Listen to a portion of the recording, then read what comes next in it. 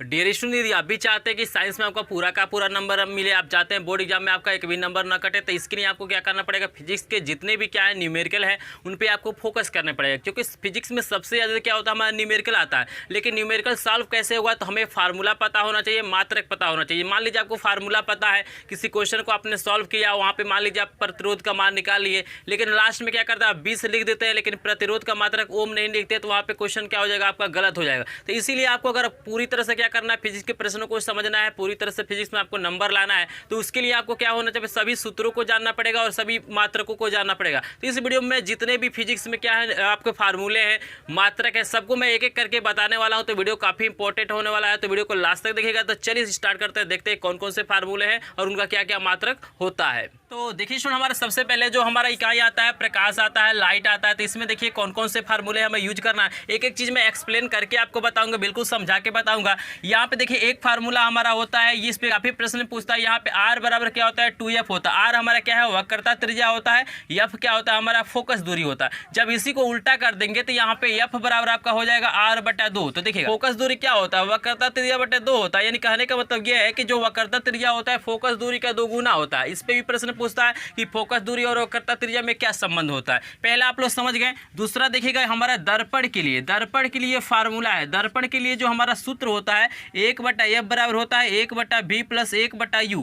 f क्या है, focus दूरी है। b हमारा क्या है, प्रतिबिंब की दूरी है। u हमारा क्या होता है, वस्तु की दूरी होता है। पूरा का पूरा अंकित प्रश्न जितना भी आपको फार्मूला दिखाई दे रहा है सब पे मैंने अंकित प्रश्न कराया, एक एक प्रश्न का सोल्यूशन मैंने कराया। बालाजी प्रकाशन में एक एक चैप्टर में 70 क्वेश्चन 80 क्वेश्चन है, सबका सोल्यूशन मैंने कराया। उसका लिंक आपको डिस्क्रिप्शन में मिलेगा। इस इकाई में आपको दिक्कत लगता है कि आपको प्रकाश के अंकित प्रश्न नहीं समझ में आते हैं, विद्युत के नहीं समझ में आते हैं, चुंबक के नहीं समझ में आते हैं, तो सबका वीडियो मेरे चैनल पे उपलब्ध है। एक एक क्वेश्चन का मैंने सोल्यूशन कराया बहुत आसान तरीके से। तो उसको अगर देखना चाहते हैं किसी चैप्टर में, यदि आपको लगता है कि इसके अंकित प्रश्न को हमें समझना चाहिए, तो लिंक मिलेगा डिस्क्रिप्शन में, वहां से जाके आप लोग देख सकते हैं, ठीक है ना। यहाँ पे देखिएगा उसी जो हमारा फार्मूला है दर्पण के लिए। लेकिन अगर लेंस यहाँ पे दे दे, अगर आपको क्या करें यहाँ पे लेंस दे देता है, तो यहाँ पे प्लस के जगह पे आपका क्या हो जाएगा, माइनस हो जाएगा। दर्पण में याद रखिएगा प्लस होता है और लेंस में क्या होता है, यहाँ पे माइनस। यानी 1/f बराबर क्या हो जाएगा, 1/v - 1/u हो जाएगा। आगे देखिएगा एक होता है रेखीय आवर्धन। तो रेखीय आवर्धन के लिए दर्पण में देखिएगा सूत्र क्या होता है, दर्पण में सूत्र होता है m बराबर -v/u बराबर h'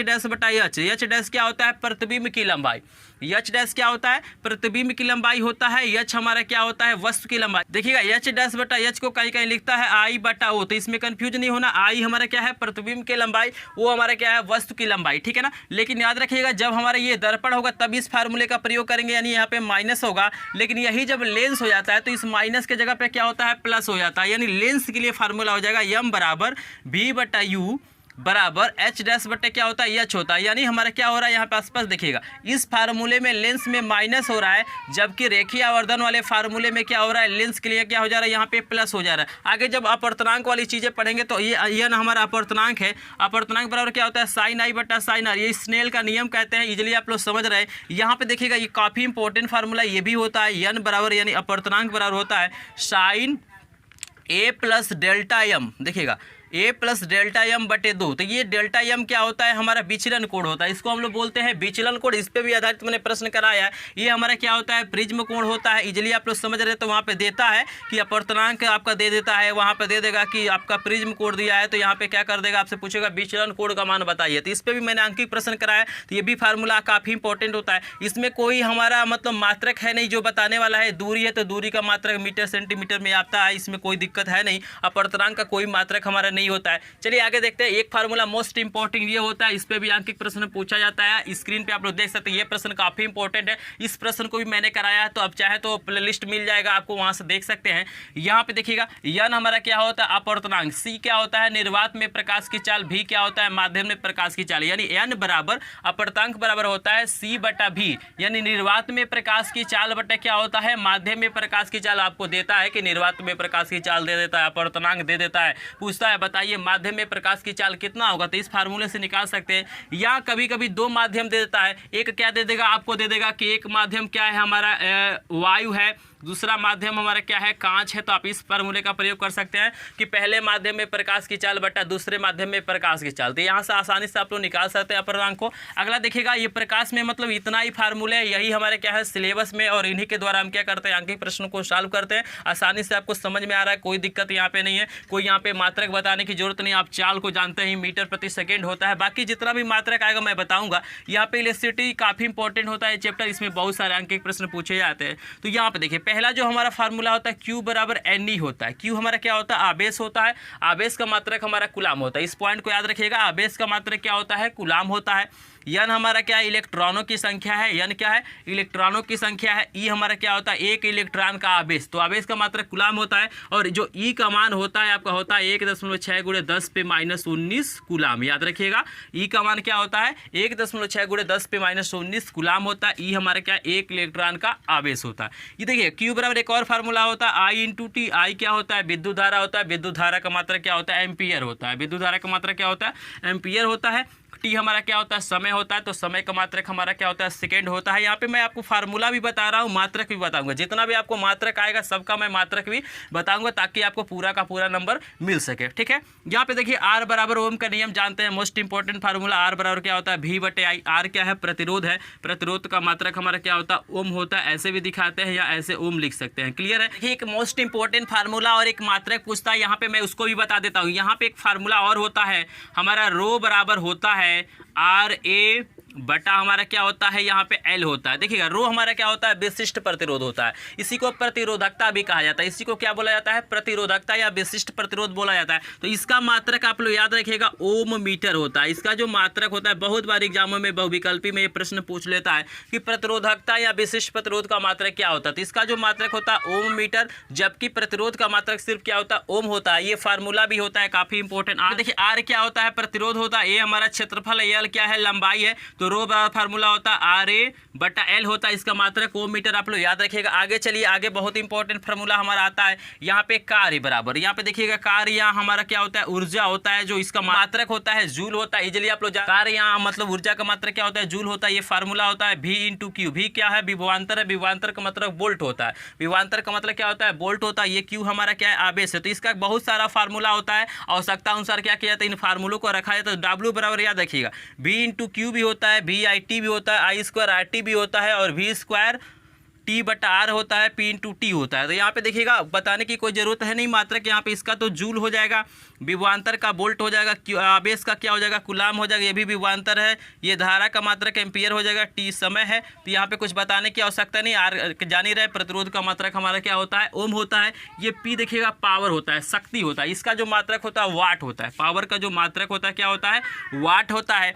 यच देखिएगा, हमारा यच हमारा क्या है, ऊष्मीय ऊर्जा है। तो ऊष्मीय ऊर्जा का फार्मूला होता है VIT, V² T, I² RT। इसका भी मात्रक जूल ही होता है। ठीक है ना। यहाँ पे देखिए, पावर शक्ति यानी बराबर सामर्थ्य बराबर फार्मूला होता है VI होता है। मोस्ट इंपॉर्टेंट फार्मूला होता है। बहुत सारे अंकित प्रश्न इस पे पूछे जाते हैं।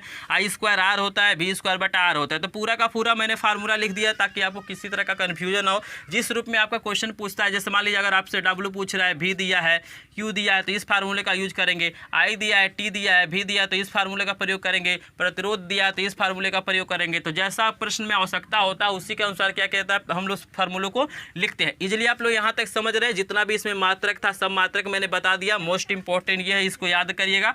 ठीक है ना। चलिए, यहाँ पे देखिए, एक फार्मूला और होता है, I बराबर होता है E/R plus small r। I हमारा क्या होता है, विद्युत धारा होता है। E हमारा क्या होता है, विद्युत वाहक बल होता है। E क्या होता है, विद्युत वाहक बल होता है।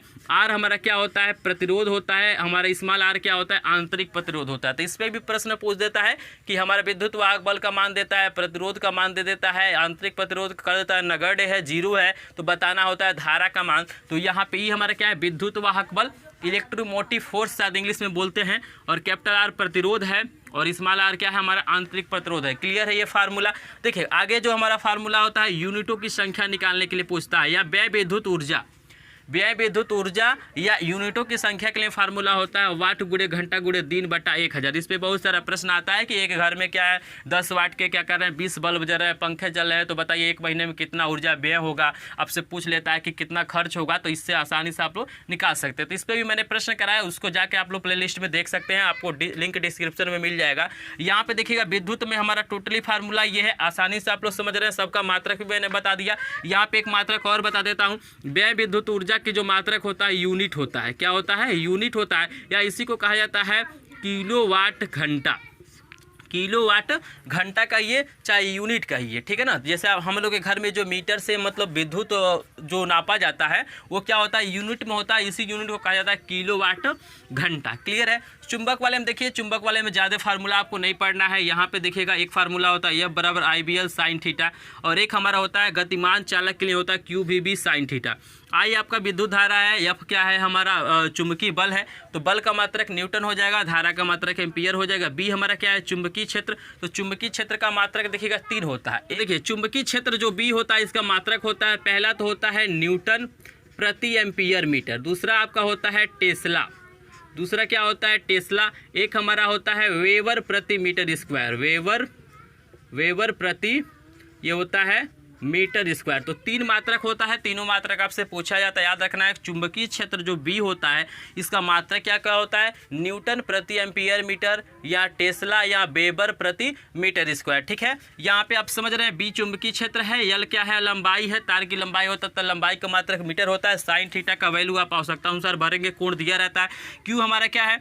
आवेश है। V यहाँ पे क्या है? वेग है, और यहाँ पे B क्या है? चुंबकीय क्षेत्र है। चुंबकीय क्षेत्र का मात्रक मैंने बता ही दिया है। यहाँ पे देखिएगा फाई, ये फाई जो होता है इसको बोला जाता है चुंबकीय फ्लक्स।